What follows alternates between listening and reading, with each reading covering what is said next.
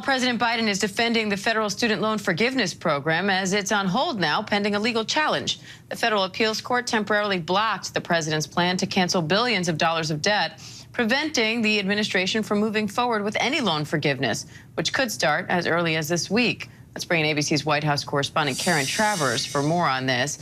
Karen, I know you've been speaking with listeners at radio stations across the country about this. What do people seem most concerned about right now surrounding the student loan forgiveness plan? Yeah, Diane, the big question is, when is this going to get resolved? When will people start seeing some relief? And at this point, that is very unclear. In fact, it's the several $100 billion question right now, because this is going to have to play out through federal court. And the other big question that I was getting this week on radio stations, Diane, was what should people be doing right now? Because the White House says keep applying. The process is still open. This temporary order from a federal appeals court last week does not end the program, but it does mean that the administration cannot start sending out loan forgiveness. So they're telling people, keep applying. We can still process applications, and they're encouraging people to keep trying to get into the system right now. Now, if the plan is ultimately blocked by the courts, how big of a blow will this be to the president? Yeah, this is really significant, Diane, because this is a very key policy that the president right now is trying to campaign on ahead of the midterm elections, and it was a key campaign promise from the president back in 2020.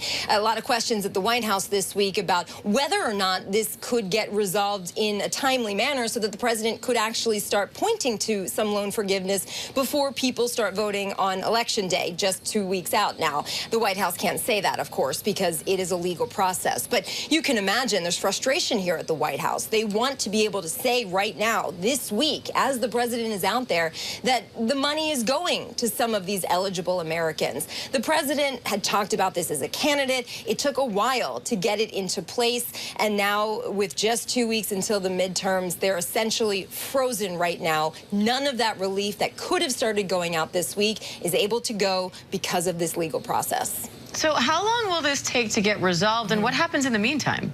Yeah, that's the question, and it's not clear. There are several legal challenges right now that are pending. You had this one case last week where 6 Republican-led states are challenging the administration, saying the president does not have the authority, that he overstepped his authority and can't do this. The White House has said that they believe that they're on firm legal standing. They have appealed that temporary stay.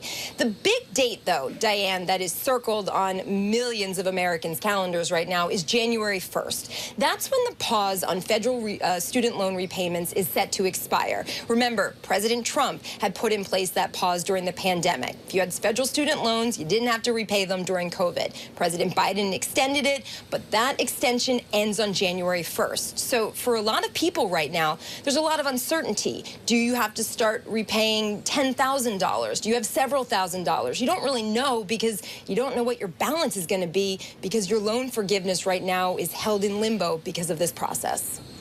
All right, Karen Travers, thank you for that. Hi, everyone. George Stephanopoulos here. Thanks for checking out the ABC News YouTube channel. If you'd like to get more videos, show highlights, and watch live event coverage, click on the right over here to subscribe to our channel. And don't forget to download the ABC News app for breaking news alerts. Thanks for watching.